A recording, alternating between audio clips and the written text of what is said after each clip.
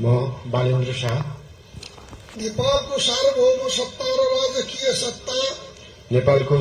संविधान प्रति पूर्ण वफादार रही सत्यनिष्ठापूर्वक प्रतिज्ञा गर्दै ईश्वर, देश र जनताको नाममा शपथ लिन्छु कि प्रधानमन्त्री पदको जिम्मेवारी प्रचलित कानूनको पालना गरी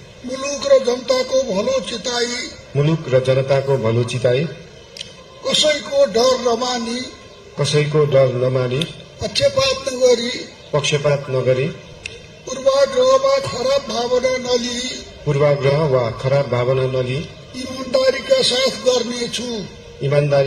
गर्नेछु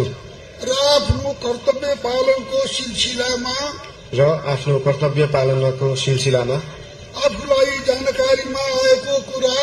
आफूलाई जानकारीमा आएको कुरा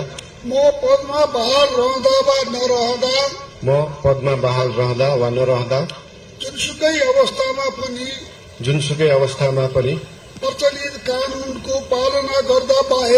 प्रचलित कानूनको पालना गर्दा बाहेक अरू अवस्थामा कुनै किसिमबाट पनि प्रकट वा संकेत गर्ने छैन। धन्यवाद। यसपछि नवनियुक्त सम्माननीय प्रधानमन्त्रीज्यूलाई आफ्नो आसनमा रही शपथ